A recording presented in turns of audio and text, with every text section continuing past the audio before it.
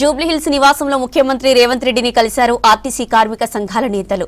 తమ సమస్య పరిష్కారానికి చొరవ చూపినందుకు ధన్యవాదాలు తెలిపారు.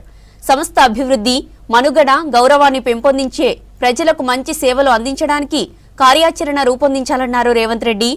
నేను మీరు వేరు కాదన్నారు. మనం కలిస్తేనే ప్రభుత్వం అన్నారు రేవంత్ రెడ్డి. కాంగ్రెస్ సర్కార్ రావాలని కార్మికులు కోరుకున్నారని చెప్పారు. ఆర్టీసీ కార్మికుల పోరాటాల్లో తామున్నామని చెప్పారు. ఆర్టీసీ బస్సులు పెంచాం, నియామకాలు పెంచాం, ఆదాయం పెంచామని చెప్పారు.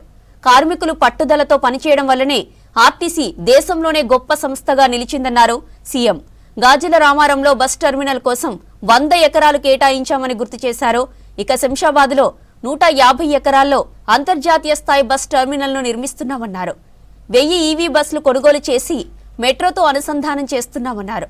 డీజిల్ ఖర్చు తగ్గించడానికి ఈవీ బస్సులను తీసుకురావాలన్నారు. ఇక ఆదాయం పెరగాలంటే ఖర్చులు తగ్గించుకోవాలని సూచించారు సీఎం రేవంత్.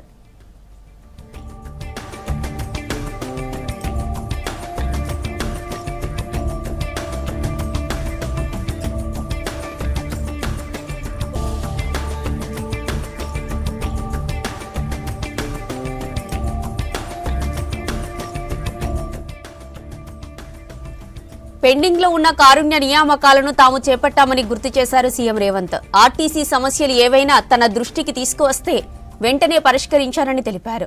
యూనియన్లు విలీనం లాంటి అంశాలపైన ప్రణాళికబద్ధంగా కార్మిక సంఘాలే చర్చించుకొని నిర్ణయం చెప్పాలన్నారు సీఎం. ఇక రాజకీయ ప్రభావానికి లోనైతే సంస్థకు నష్టం జరుగుతుందని చెప్పారు. ఆర్టీసీ అప్పులపైన ఉన్న వడ్డీ భారాన్ని తగ్గించేందుకు ప్రయత్నాలు చేస్తున్నామని, ఆర్టీసీని బాగు చేసుకునే అవకాశం కార్మికులపైనే ఉందన్నారు రేవంత్ రెడ్డి. సంస్థ ఆగిపోతే ఊపిరి పోయినట్లేనని, సంస్థకు నష్టం జరిగే పనులు చేయొద్దన్నారు.